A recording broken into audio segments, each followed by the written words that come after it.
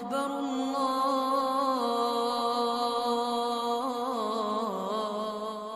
أعوذ بالله من الشيطان الرجيم بسم الله الرحمن الرحيم الحمد لله رب العالمين الصلاة والسلام على أشرف الأنبياء والمرسلين السلام عليكم ورحمة الله وبركاته hörmətli Müslüman ve Müslüme kardeşlerim.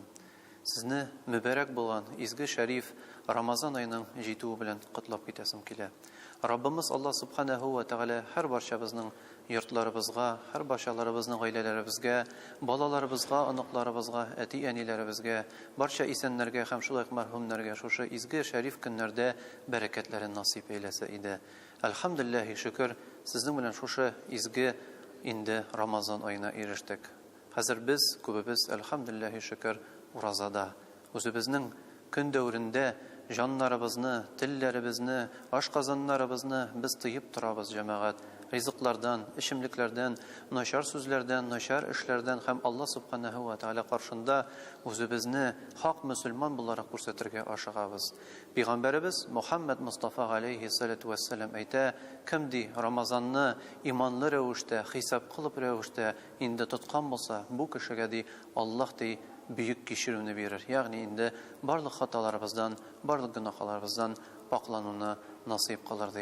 Şuna dağın elhamdülillahi şükür biz sizin bilen tutabız şu urazalarını. Lakin de indi uraza bizim için cemaat rizıktan ayrılıp kına tugel, ol bizim şulay bir belekigine beyram bularak istakala. İndi özümüzün belki şaktan başlap, min özüm degen indi birinci mertebe roza tutkan vakitim 18 yaşta idi, iste kaldı rizıktan ayrılığı bilen gine tugel, indi şuşa rizık bilen şırışuda. Yani degen indi iftar meclisleri bilen. Qayşan hatta ki gadi bizge buyulgan ipi kisagi degen eng temli rizık bulup tuyula. Qayşan bizim için gadi bulup tuyulgan indi su dağın cemaat şunday temli bir işimlik bulup tuyula. Bu fakat bizim indi ağız açkan vakitlarımızda gına. Peygamberimiz Muhammed Mustafa aleyhissalatu vesselam özünün izgi şerif hadisinde bizge jitkize Müslüman kişinin de iki zor şatlığı bulurdu. Birincisi ol qayşan ömür boyu tırışıp indi bu ömrün alıp barsa hem indi kıyamette Allah bilen çarışkan günündedir. İkincisi ol qayşan dikişi gün dövründe rizıktan hem işimlikten tıyılıp durur hem kişinin ağız açkanda ol şoşu temli rizıklar bilen temli tağamlar bilen indi özünün aş kazanın tınışlandırgan vaktinde bulurdu.